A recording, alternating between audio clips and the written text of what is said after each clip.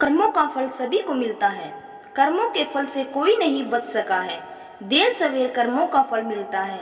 एक गांव में एक सुनार का घर था। उस सुनार का काम बहुत अच्छा चलता था। काम बढ़ाने के उद्देश्य से उसने एक दिन बहुत सारा सोना मंगवाया। इस बात का पता जब गांव में रात को पहरा देने वाले पहरेदार को पता चला तो उसके मन में लालच आ गया। जैसे ही रात हुई वह पहरेदार उस सुनार के घर में घुसा और उसे मार दिया। सुनार को मरने के बाद वह जैसे ही बाहर निकला तभी उसे सुनार के एक पड़ोसी ने देख लिया। वह पड़ोसी बहुत ही सज्जन पुरुष था। उसे अचानक देख पहरेदार घबरा गया। उस सज्जन पुरुष ने पहरेदार के हाथ में जब बक्सा देखा तो उससे सवाल पूछना शुरू कर दिया। ये बक्सा लेकर कहाँ जा रहे हो? शोर मत मचाओ। देखो इसमें से थोड़ा सोना तुम ले लो, थोड़ा मैं ले लेता हूँ। मैं गलत काम नहीं कर सकता।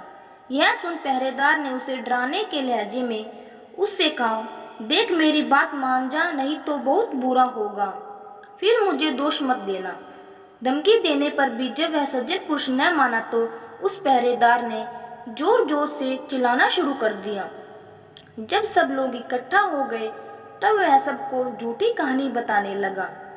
ये आदमी सुनार के घर से यह बक्सा लेकर आ रहा है। मैंने इसे पकड़ लिया। जब सब लोगों ने सुनार के घर जाकर देखा तो सुनार मरा पड़ा था। पुलिस को बुलाया गया और पुलिस उस निर्दोष व्यक्ति सुनार के कत्ल के इल्जाम में पकड़ कर ले गई। मामला कोर्ट पहुंचा। उस आदमी ने जज के सामने बहुत कोशिश की कि खुद को निर्दोष साबित कर सके, लेकिन सारे सबूत और गवाह उसके खिलाफ थे। जैसे ही उसको फांसी की सजा हुई वैसे ही उसके मुंह से निकला, भगवान के दरबार में कोई न्याय नहीं है। जिसने मारा है उसे कोई सजा नहीं और जिसने कुछ किया भी नहीं उसे फांसी की सजा मिल गई। जज को उसके इन शब्दों से लगा कि कहीं उन्होंने फैसले में कोई गलती तो नहीं कर दी। जज ने सच का पता लगाने के लिए एक योजना बनाई। अगली सुबह एक आदमी रोता रोता जज के पास आया और बोला, सरकार हमारे भाई की हत्या हो गई है, इसकी जांच होनी चाहिए। उस समय जज ने फांसी की सजा मिले व्यक्ति और उस पहरेदार को उस मरे हुए व्यक्ति की लाश उठाकर लाने को कहा। जब दोनों दिए गए पते पर पहुंचे तो देखे कि खून से लथपथ लाश चारपाई के ऊपर पड़ी है और उस पर चादर डाली गई है। दोनों ने उस चारपाई को उठाया और चलने लगे। रास्ते में उस पहरेदार ने उस फांसी की सजा मिले व्यक्ति को कहा, अगर तुमने उस रात मेरा कहा मान लिया होता तो तुम्हें फांसी की सजा भी न होती और सोना मिलता। 100 लग। इस पर उस व्यक्ति ने जवाब दिया, मैंने तो सच का साथ दिया था, फिर भी मुझे फांसी हो गई।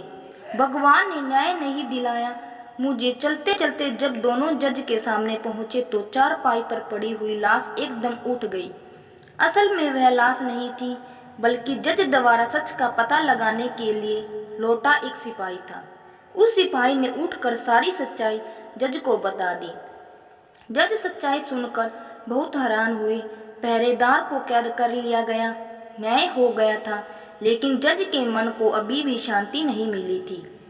सो उन्होंने उस सज्जन व्यक्ति से कहा, इस मामले में तो तुम निर्दोष साबित हो चुके हो, लेकिन सच सच बताओ, तुमने कभी कोई हत्या की है? क्या जज की चालाकी वह व्यक्ति पहले ही देख चुका था, इसीलिए अब वह झूठ बोलने से डर रहा था। इसीलिए उसने सच्चाई बतानी शुरू की। बहुत पहले की बात है, एक दुष्ट व्यक्ति मेरी गैरहाजिरी में मेरी पत्नी से मिलने आया करता था। मैंने अपनी पत्नी और उस व्यक्ति को समझाने का बहुत प्रयास किया, मगर वे नहीं माने।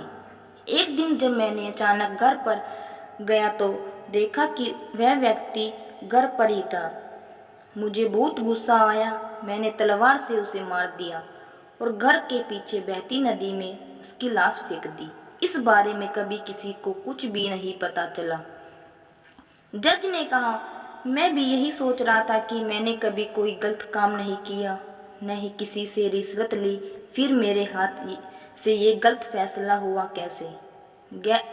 खैर, अब तुम्हें अपने कर्मों का फल तो भोगना ही होगा।